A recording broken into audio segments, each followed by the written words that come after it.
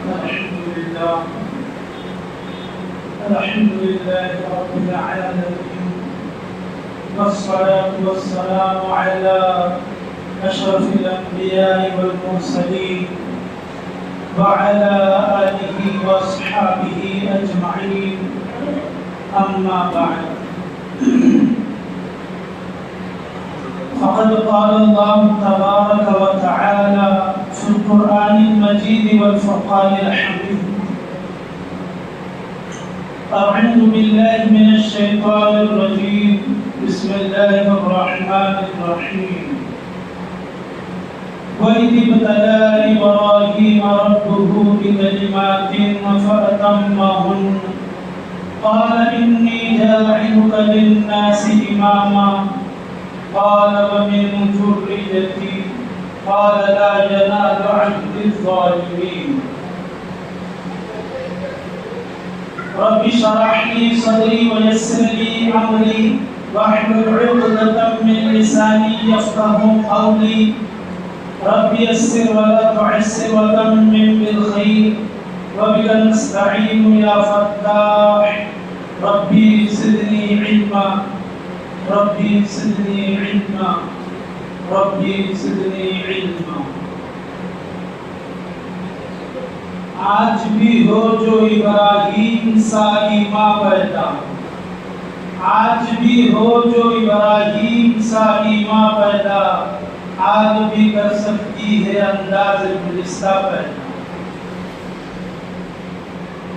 آج ہمارے تقریر کا موضوع اور عنوان جو حضرت ابراہیم علیہ نبینا علیہ الصلوۃ والسلام کی زندگی پر کچھ روشنی ڈالنا ہے، کیونکہ یہ مہینہ قمری مہینوں کا آخری مہینہ ہے، اور اس مہینے میں ہر ایک مسلمان کو معلوم ہے کہ 10, 11, 12 کو ہم قربانی کرتے ہیں، اور یہ بہت عظیم الشان مہینہ ہے. ذی الحجہ بڑا قیمتی اللہ کے نزدیک یہ حرمت والا مہینہ ہے. اس کے اندر قربانی ہر مسلمان، ہر صاحب استطاعت دیتا ہے، اور قربانی کے اندر جو نمایاں قربانی ہے وہ حضرت ابراہیم علیہ السلام کی. حضرت ابراہیم علیہ السلام نے جو قربانی دی وہ بہت اعلیٰ درجے کی قربانی تھی. جو آیت کریمہ میں نے ابھی خطبے میں پڑھی ہے کہ وَإِذِ ابْتَلَىٰ إِبْرَاهِيمَ رَبُّهُ بِكَلِمَاتٍ فَأَتَمَّهُنَّ قَالَ إِنِّي جَاعِلُكَ لِلنَّاسِ إِمَامًا قَالَ وَمِن ذُرِّيَّتِي قَالَ لَا يَنَالُ عَهْدِ الظَّالِمِينَ.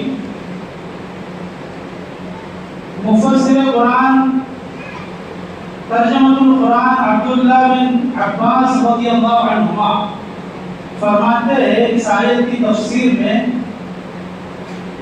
کہ اللہ تعالیٰ جو فرما رہے ہیں کہ ہم نے حضرت ابراہیم علیہ السلام کو چند باتوں میں آزمایا. وَإِذِ ابْتَلَىٰ إِبْرَاهِيمَ رَبُّهُ بِكَلِمَاتٍ فَأَتَمَّهُنَّ کہ ہم نے ابراہیم کو چند کلمات، چند باتوں میں آزمایا. فَأَتَمَّهُنَّ انہوں نے اس کو پورا کیا، وہ پورے اترے. ہماری آزمائش میں وہ کامیاب ہو گئے. ہمارے آزمائش میں حضرت ابراہیم علیہ السلام کامیاب ہو گئے. تو ترجمۃ القرآن حضرت عبداللہ بن عباس رضی اللہ عنہ فرماتے ہیں اس آزمائش سے مراد وہ آزمائش ہے کہ جب اللہ تعالیٰ نے حضرت ابراہیم علیہ السلام سے کہا کہ تم اپنے ملکوں کو چھوڑ دو، اپنے وطن عزیز کو چھوڑ دو، لوگوں سے دوری اختیار کرو. تو حضرت ابراہیم علیہ السلام نے عراق سے ہجرت کی مکہ مکرمہ کی طرف، اور اس کا مقصد صرف یہی تھا کہ اللہ کی عبادت کی جائے، اللہ کے حکموں کو پورا کیا جائے، اور اللہ کے گھر کو آباد کیا جائے. تو حضرت ابراہیم علیہ السلام کی پوری زندگی ہی آزمائش ہے. بڑی بڑی آزمائش. اللہ تعالیٰ نے ملک چھڑوا دیا, خاندان کے لوگ چھڑوا دیے. ایک تو موحد حضرت ابراہیم علیہ السلام بچپن ہی سے موحد پیدا ہوئے. ایک اللہ کی عبادت کرنے والے کو موحد کہتے ہیں. اب دل کے اندر جذبات توحید کے سمندر اور ناطے دلوں کے اندر اٹھتی ہے, مگر جس گھر میں وہ آنکھ کھولتے ہیں, جس گھر میں ان کی پیدائش ہوتی ہے, وہ گھرانہ, وہ خاندان, وہ علاقہ, وہ بستی اور وہ ملک سب جو شرک کے اندر مبتلا ہے, اور خود ان کا گھر اس میں اعلیٰ درجے کی شرک میں مبتلا ہے. جب حضرت ابراہیم علیہ السلام جب بڑے جیسے جیسے بڑے ہوتے ہیں, اپنے گھر والوں کو سمجھاتے ہیں, توحید کی دعوت دیتے ہیں, شرک سے, بت پرستی سے ان کو روکتے ہیں, اپنے گھر والوں کو, خاندان والوں کو, اپنے باپ کو, لیکن یہ لوگ یہ تو ماننے کے لیے تیار نہیں. حضرت ابراہیم علیہ السلام کو طرح طرح سے جو ستاتے ہیں, تانے دیتے ہیں. اسی میں زندگی کے کئی سال گزر گئے. جب حکم ملا تو عراق سے آپ نے مکہ مکرمہ ہجرت کی. آپ جب مکہ مکرمہ آئے اس کے اندر بھی بڑے کٹھن حالات کا آپ کو سامنا کرنا پڑا کہ اللہ کے حکم پر اپنے چھوٹے بچے اور بیوی کو ایک وادی میں, ایک جنگل میں صرف اللہ کے حکم پر چھوڑنا پڑا.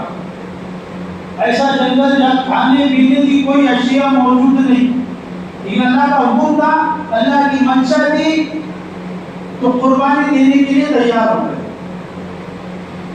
حضرت ابراہیم علیہ السلام کی زندگی کے اندر ہر پہلو میں اہل ایمان کے لیے سبق ہے کہ انہوں نے اپنی چاہت کو, اپنی طلب کو, اپنی خواہشات کو اللہ کی خواہشات پر, اللہ کی مرضی پر, اللہ کی چاہت پر قربان کر دیا.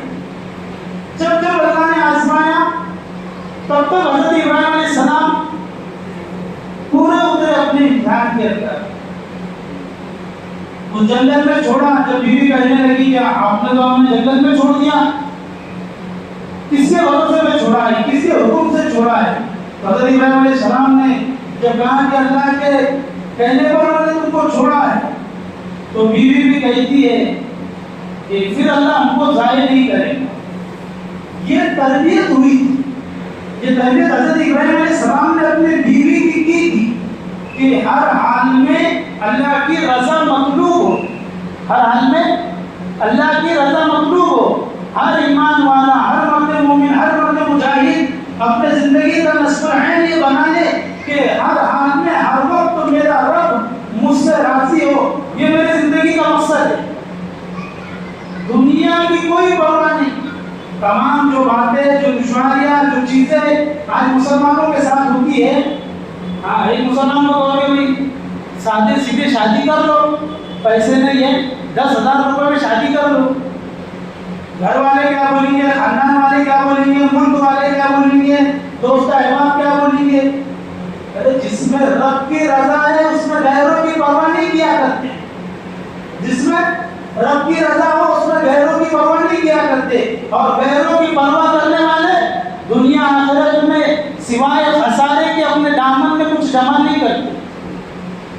یہ سوچنے, غور کرنے والی بات ہے. حضرت ابراہیم علیہ السلام نے بندگی اور عبودیت کی اعلیٰ مثالیں پیش کی. اور علماء کرام نے اپنی کتابوں میں لکھا ہے کہ انبیاء علیہ السلام کا یہ خاص وصف ہوتا ہے کہ وہ اللہ کی بندگی اور عبودیت میں کوئی کمی نہیں چھوڑتے. وہ امتحان کے اندر پورے اترتے ہیں. جب جا کر اللہ کیا دیتا ہے, قال انی جاعلک للناس اماما, کہ ہم تم کو دنیا کا امام بنائیں. جو پہلی آیت تھی وَإِذِ ابْتَلَىٰ إِبْرَاهِيمَ رَبُّهُ بِكَلِمَاتٍ فَأَتَمَّهُنَّ قَالَ إِنِّي جَاعِلُكَ لِلنَّاسِ إِمَامًا. جب ہم نے ابراہیم کو کچھ چیزوں میں آزمایا, وہ پورے اترے, تو پھر اللہ نے کیا کہا, قَالَ إِنِّي جَاعِلُكَ لِلنَّاسِ إِمَامًا, کہ ہم نے حضرت ابراہیم کو دنیا کا امام بنایا. یہ کیسا امام بنایا حضرت ابراہیم علیہ السلام کو, کہ جتنی آسمانی کتابیں ہیں اور ان کے جتنے ماننے والے دنیا میں، جیسے یہودی ہے، عیسائی ہے، تو آج بھی آپ دیکھ لیں کہ یہودی اپنے آپ کو حضرت ابراہیم علیہ السلام کی طرف منسوب کرتے ہیں، کہتے ہیں کہ ہم ابراہیمی ہیں۔ عیسائی اپنے آپ کو کہتے ہیں کہ نہیں، ہم ابراہیمی ہیں۔ جہاں تک علماء نے لکھا ہے کہ ہندوستان کے ہندو برہمن جو ان کے ہوتے ہیں وہ بھی اپنے آپ کو حضرت ابراہیم علیہ السلام کی طرف منسوب کرتے ہیں کہ ہم ابراہیمی، جبکہ حقیقی ابراہیمی تو ہم ہیں، حقیقی ابراہیمی ہم ہیں۔ اس لیے ہم کو جو وراثت میں جو چیزیں ملی ہے حضرت ابراہیم علیہ السلام کی عمل کے لیے، اس کو دیکھنا ہے، اس پر اپنی زندگی کو گزارنا ہے کہ میری چاہت، میری مرضی، میری محبت، یہ تمام چیزیں اللہ کے سامنے جس وقت اللہ کہے میں قربان کر دوں، جس وقت اللہ کا اشارہ، اللہ کا حکم، اللہ کے نبی کا حکم جس چیز کے کرنے کا ہو، میں بھی معن ان چیزوں کو پورا کرنے والا بنوں۔ اور اسی کے ساتھ ساتھ جب حضرت ابراہیم علیہ السلام نے اپنے بیوی کی تربیت کی، جب بیوی نے یہ جملے کہے تو یہ کوئی معمولی تربیت نہیں تھی۔ آج کا مسلمان فجر کی نماز کو آ جاتا، کچھ آ جاتے تو اس میں سے آنے والوں کا بھی حال ہے کہ نوجوان بیٹا سوتے پڑا ہوا ہے فجر میں، اب بات کی مجال نہیں ہے، اس کی نیند ڈسٹرب کر دے، 200 300 500 1000 نہیں آیا نا کبھی گھر میں تو ڈنڈا لے کے تیار ہو جاتے حضرت، بیٹے کھانے پینے کا کرنا پڑی نا، نہیں تو باہر کا راستہ لے کو، یہ حالت حاضرہ ہے مسلمان۔ لیکن باپ کبھی یہ نہیں بولی نا، فجر کی نماز اگر نہیں پڑھے تو دوسرے دن یہ کوڑا گھر میں لٹکا ہوا ہے، کم سے کم 10 20 30 ایک نماز کی چھوڑنے میں ضرور ماروں۔ کبھی کرے ہم نے ایسی پابندی، ایسی سختی اپنے اولاد کے ساتھ نہیں کرے۔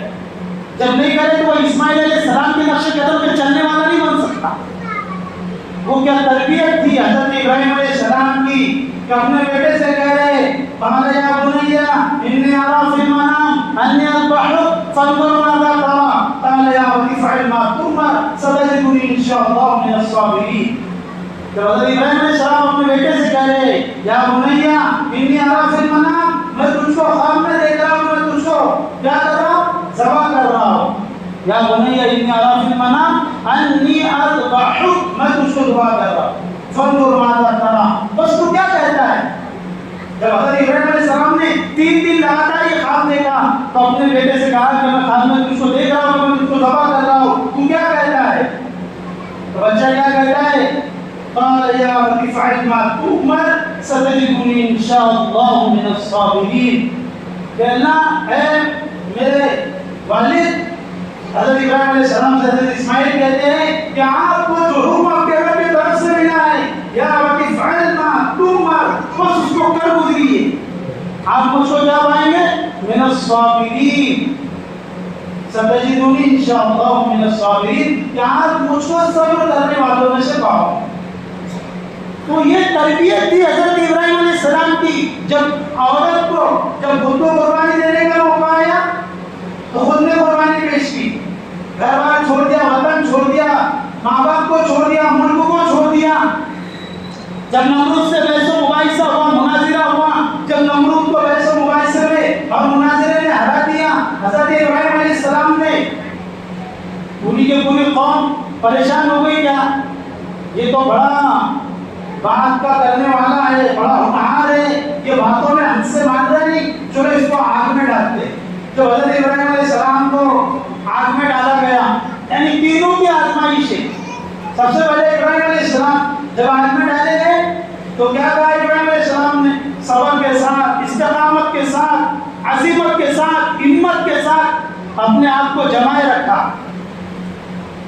پیشانی پر ایک پل بھی ڈر و خوف کا حضرت ابراہیم علیہ السلام کے لیے، وہ طاقت ایمانی، وہ روح ایمانی جذبہ وہ دل کے اندر اتنا پختہ تھا کہ جب حضرت ابراہیم علیہ السلام کو آگ میں ڈالا جا رہا ہے اور آگ کو اتنی بلند کی گئی کہ آگ سمندر آسمانوں سے باتیں کرتی تھی، اتنی بڑے بڑے اس کی لپٹیں تھی، کئی دن تک اس کو جلایا گیا.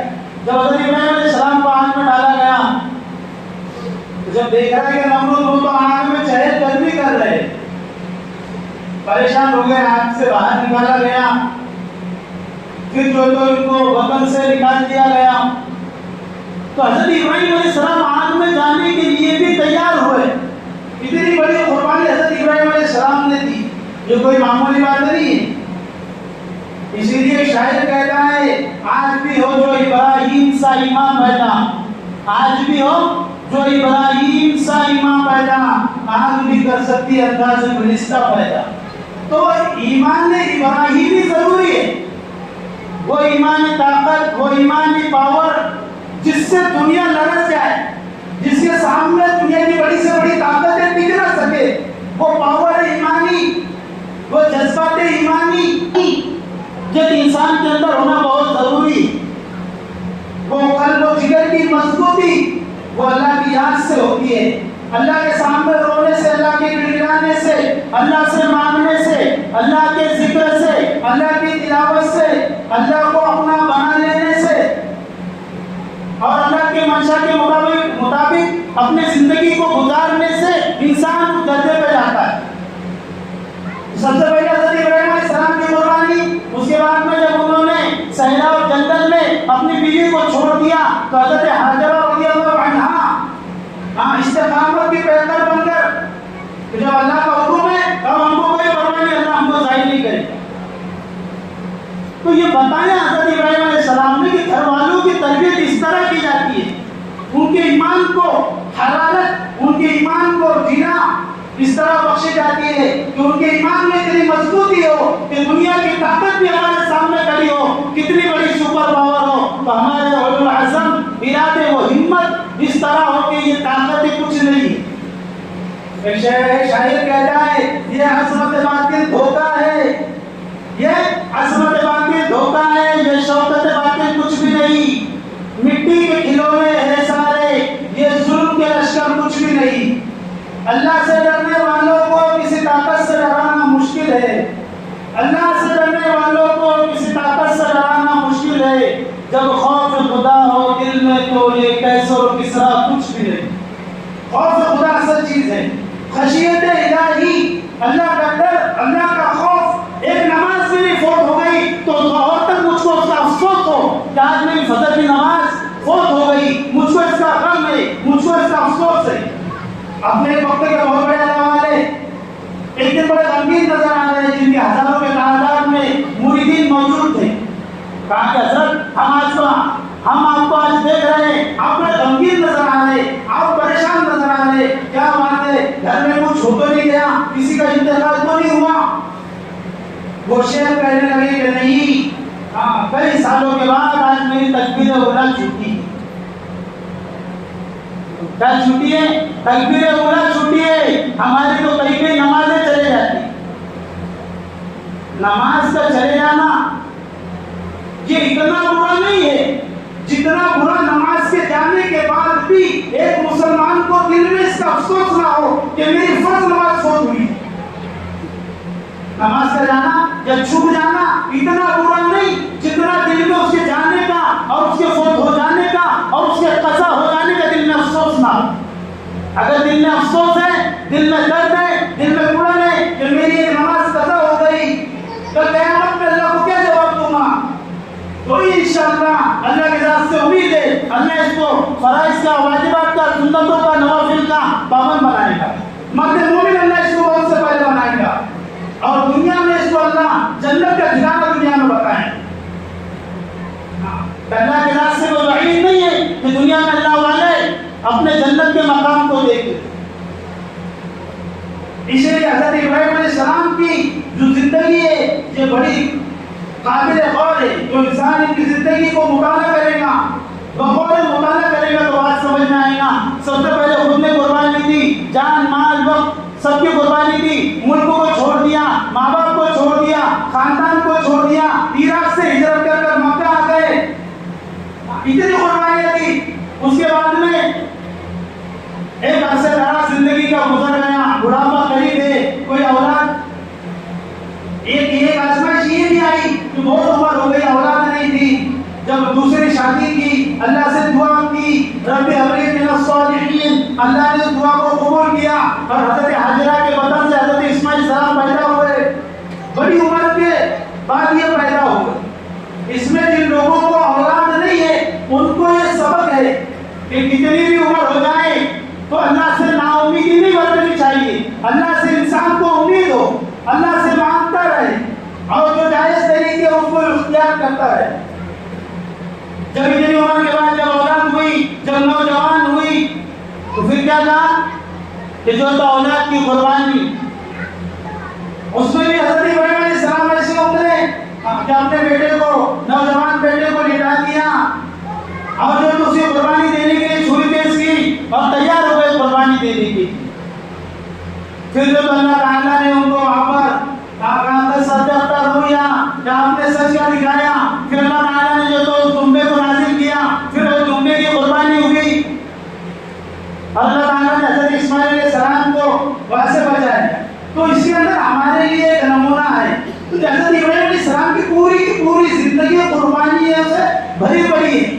پھر اس کے بعد میں اللہ تعالیٰ نے ان کو دنیا کا امام بنایا، قال انی جاعلک للناس اماما، اور اس کا مکمل بات بھی کر چکے ہیں کہ جو یہودی اپنے آپ کو حضرت ابراہیم علیہ السلام کی طرف منسوب کرتے، عیسائی بھی، پھر کچھ ہندو جو برہمن کہتے ہیں وہ بھی، اتنے بڑے مقام تک اللہ نے ان کو لے کر گیا اور ان کو اللہ نے خطاب کیا، اللہ نے ان کو لقب دیا کہ اللہ نے حضرت ابراہیم علیہ السلام کو خلیل اللہ بنایا، اللہ کا خلیل، اللہ کا دوست۔ انسان اللہ کا خلیل، اللہ کا دوست اس وقت بنتا ہے جب سب کچھ قربان کر دیتا ہے۔ اس لیے ہمارے لیے بھی ضروری ہے کہ ہم جو قربانی کر رہے ہیں تو ہمارے لیے صرف اللہ کی رضا ہو، اللہ کی رضا مقصود ہو، یہ نہیں کہ جانور کیسا ہے، اس میں گوشت کتنا کلو نکلے گا، میرے کو ہڈیاں دے دیے، اس کو گوشت دے دیے، ذرے برابر بھی ڈیفالٹ ہوگا نا قربانی میں تو قربانی قبول نہیں ہوتی۔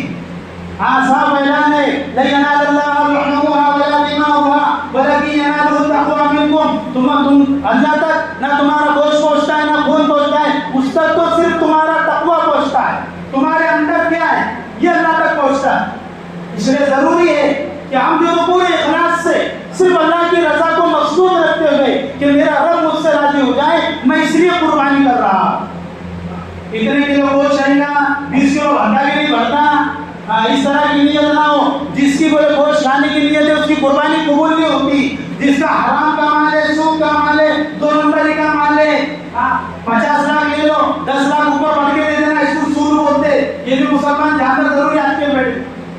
ایسے کاروبار والوں کا اگر اس میں سے ایک بھی شریک رہے تو ایک کی بھی قربانی قبول نہیں ہوتی۔